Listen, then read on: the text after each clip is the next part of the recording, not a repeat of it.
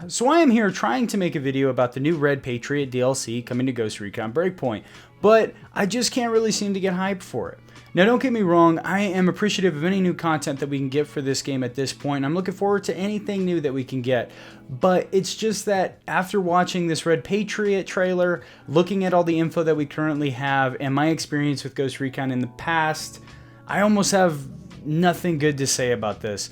Now let that serve as a warning. This might turn out to be a real bitchy video. It might seem that way. That's not my intention. But my honest feedback is that after watching Red Patriot trailer and after my experiences, I genuinely have nothing positive to say. And when there are positive things to say about this game or about changes that they make, I will address those. But when there aren't any positives, I'm not going to sugarcoat it either. It's kind of like going to the liquor store trying to get some beer and all they have is fucking Coors Light.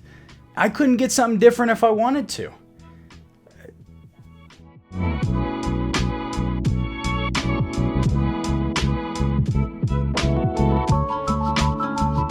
Red Patriot is the new DLC adventure coming on September 15th. It involves Nomad working to stop a new plan devised by Trey Stone and Ravens Rock, the terrorist group, that involves attacking the US with chemical weapons. And somehow this is going to take place on Aroa. Like, this is the only island on the goddamn planet. Why hasn't Sentinel got off Aroa by now, and why aren't these operations taking place elsewhere? Oh, maybe that might require them to create something new, and they don't want to do that. On Breakpoint's Red Patriot webpage, it asks, will you answer Scott Mitchell's call? Why does every Ghost Recon DLC start with a damn phone call? By the way, what is the leader of Ravens Rock's name? The leader of Ravens Rock. You might have heard of it. Boko Haram? As in the actual fucking terrorist group? It honestly sounds way too close to Boko Haram, and I don't know if that's canon, if that's Ghost Recon canon, or if they just came up with this, but if they came up with that, it honestly sounds like they just took a terrorist organization and changed a few letters around.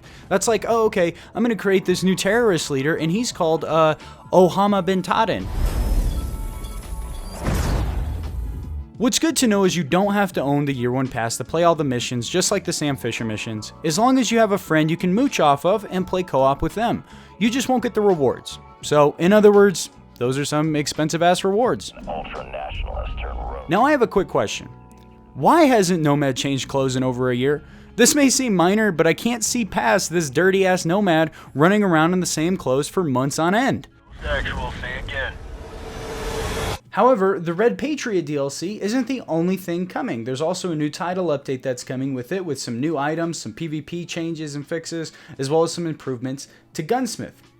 Great, there's no opposition there. I'm looking forward to it. But if you were expecting to hear any of this, or, expecting for some more detail during the Ubisoft Forward Event, you must be pretty stupid, about this stupid. Not one word was said about any of this new content or these updates. That's probably the nail in the coffin for any hope that Ghost Recon might make a comeback.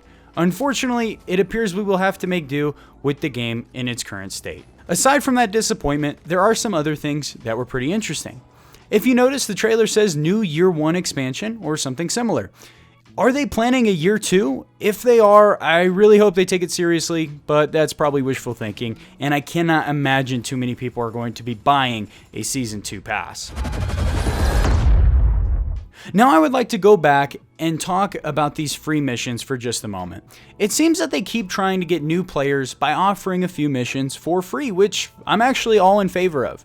However, their attempts at this seem really half-baked, just by offering a few free things without making real change. Sounds kind of like politics, to be honest. But by offering these free missions, are they not spitting in the face of everyone who paid for the DLC, like me and the other 10 people who bought the $100 edition of the game?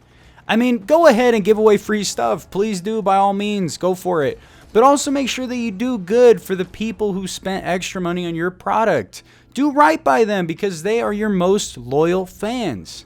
Ultimately, this new DLC and update gives us no indication that anything is going to change for this game. Now let me go ahead and end this video by making a prediction. Based off of my past experiences, I am predicting that there will be several new bugs and glitches introduced with this update, that there will be lackluster and non-motivating rewards, and that the PvP changes that they are supposedly going to fix are ones that have been in the game since launch and that they have said were fixed in previous updates, but yet they still exist. Let's see if I am correct.